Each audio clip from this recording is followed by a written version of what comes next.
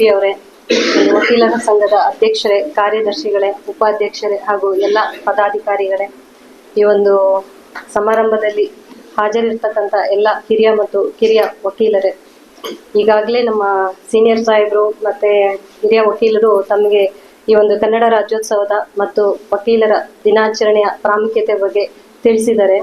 ಮೊದಲನೇದಾಗಿ ತಮ್ಮೆಲ್ಲರಿಗೂ ಈ ಒಂದು ವಕೀಲರ ದಿನಾಚರಣೆಯ ಶುಭಾಶಯಗಳು. ಪ್ರತಿ ಬಾರಿ ಈ ಒಂದು ವಕೀಲರ ದಿನಾಚರಣೆಯನ್ನು ಆಚರಿಸುವಾಗ ನಾವು ವಕೀಲರಾಗಿ ಪ್ರಾಕ್ಟೀಸ್ ಮಾಡಿದಂಥ ದಿನಗಳು ತುಂಬಾನೇ ನೆನಪಾಗುತ್ತೆ. ಏನಕ್ಕೆ ಅಂದ್ರೆ ನಾವು ಕೂಡ ಈ ಒಂದು ವೃತ್ತಿಗೆ ಬರುವ ಮೊದಲು ನಾನು 8 ವರ್ಷ ಪ್ರಾಕ್ಟೀಸ್ ಮಾಡಿದ್ದೇನೆ. ಆ ಒಂದು ದಿನಗಳು ನಮಗೂ ಕೂಡ ನೆನಪಾಗುತ್ತೆ. ಎಲ್ಲೋ ಒಂದ್ ಕಡೆ ಏನನ್ಸುತ್ತೆ ಅಂದ್ರೆ ಈಗ ಈ ವಕೀಲ ವೃತ್ತಿಗೆ ತುಂಬಾನೇ ಶ್ರೇಷ್ಠತೆ ಅನ್ನುವಂತಿದೆ. ಆದ್ರೆ ಇತ್ತೀಚೆಗೆ ನಾವು ಗಮನಿಸಿದಂತೆ ಆ ಒಂದು ಏನ್ ಶ್ರೇಷ್ಠತೆ ಅನ್ನುವಂಥದ್ದಿತ್ತು ಅದು ಕ್ಷೀಣಿಸ್ತಾ ಹೋಗ್ತಾ ಇದೆ ಅಂತ ಅನಿಸ್ತಾ ಇದೆ. ಆ ಒಂದು ಏನು ವೃತ್ತಿಗೆ ಇರ್ತಕ್ಕಂಥ ಶ್ರೇಷ್ಠತೆಯನ್ನ ಕಾಪಾಡುವಲ್ಲಿ ನಮ್ಮ ವಕೀಲರ ಪಾತ್ರ ಬಹಳ ಮುಖ್ಯ ಅಂತ ನನಗನ್ಸುತ್ತೆ. ಸರ್ ಈಗಾಗ್ಲೇ ಹೇಳಿದ್ರು ಜೂನಿಯರ್ ವಕೀಲರಿಗೆ ಒಂದು ಕಿವಿ ಮಾತನ್ನೆಲ್ಲ ಹೇಳಿದ್ರು. ನಾನು ಕೂಡ ಇದೇ ರೀತಿ ವಕೀಲರಾಗಿ ಪ್ರಾಕ್ಟೀಸ್ ಮಾಡುವಾಗ ನಾನು ನೇಟಿವ್ ಪ್ಲೇಸ್ ನಂದು ಚಾಮರಾಜನಗರ. ಅಲ್ಲಿ ನಮ್ಮ ಸೀನಿಯರು ಸುಬ್ರಹ್ಮಣ್ಯ ಸರ್ ಅಂತ ಇದ್ರು. ಅವ್ರು ಎಷ್ಟು ಸ್ಟ್ರಿಕ್ಟ್ ಆಗಿದ್ರು ಅಂದ್ರೆ ಅವ್ರಿಗೆ ತುಂಬಾ ಶಿಸ್ತಿರ್ಬೋದು ಅಥವಾ ರೂಲ್ಸ್ ಅನ್ನ ಫಾಲೋ ಮಾಡೋದ್ರಲ್ಲಿ ಅವ್ರು ಸಿಕ್ಕಾಪಟ್ಟೆ ಸ್ಟ್ರಿಕ್ಟ್ ಇದ್ರು. 11 ಗಂಟೆ ಅಂದ್ರೆ 11 ಗಂಟೆ ಕೋರ್ಟ್ ಅಲ್ಲಿ ಇರ್ಬೇಕು. ಮತ್ತೆ ಕೋರ್ಟ್ ಹಾಲ್ ಅಲ್ಲಿ ಯಾರ ಜೊತೆನೂ ಮಾತಾಡುವಂಗಿರ್ಲಿಲ್ಲ. ಕೋರ್ಟ್ ಹಾಲ್ ಅಲ್ಲಿ ಕೂತ್ರೆ ಆ ಫೈಲ್ ಅಟೆಂಡ್ ಮಾಡಿದ್ರೆ ಮುಗೀತು ಅಂದ್ರೆ ನಂತರ ಹೊರಗಡೆ ಹೋಗುವಂಗಿಲ್ಲ. ಪ್ರೊಸೀಡಿಂಗ್ಸ್ ಅನ್ನ ವಾಚ್ ಮಾಡ್ಬೇಕು. ನಂತರ ಏನಾದ್ರು ಮಧ್ಯಾಹ್ನಕ್ಕೂ ಮುಂಚೆ ಮನೆಗೆ ಹೋಗುವಂಗೆ ಇಲ್ಲ. ಅಷ್ಟು ಸ್ಟ್ರಿಕ್ಟ್ ಆಗಿದ್ರು. ಅವರಿಂದ ನಾವು ಅಷ್ಟೊಂದು ಮತ್ತೆ ಪ್ರತಿದಿನ ನಮಗೆ ಈವ್ನಿಂಗ್ ಆಫೀಸ್ಗೆ ಹೋದಾಗ ಪ್ಲೀಡಿಂಗ್ಸ್ ಅನ್ನ ಕೊಡ್ತಾ ಇದ್ರು. ಪ್ರತಿದಿನ ಡೈಲಿ ಒಂದು ಪ್ಲೀಡಿಂಗ್ಸ್ ಬರೀಬೇಕು.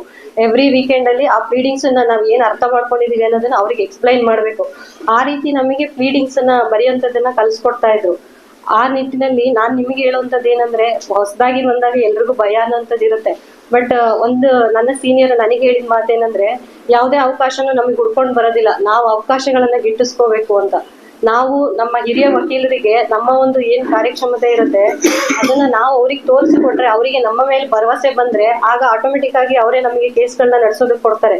ಅವ್ರಿಗೆ ನಮ್ಮ ಮೇಲೆ ಕಾನ್ಫಿಡೆನ್ಸ್ ಇಲ್ಲ ಅಂದಾಗ್ಲೇ ಅವರು ಆ ಫೈಲ್ಗಳನ್ನ ಕೊಡೋದಕ್ಕಾಗೋದಿಲ್ಲ. ಆ ನಿಟ್ಟಿನಲ್ಲಿ ತಾವುಗಳು ಕೂಡ ಆ ಫೈಲ್ ಪ್ರತಿನಿತ್ಯ ಹೋದಾಗ ಫೈಲ್ ಬಗ್ಗೆ ತಿಳ್ಕೋಬೇಕು.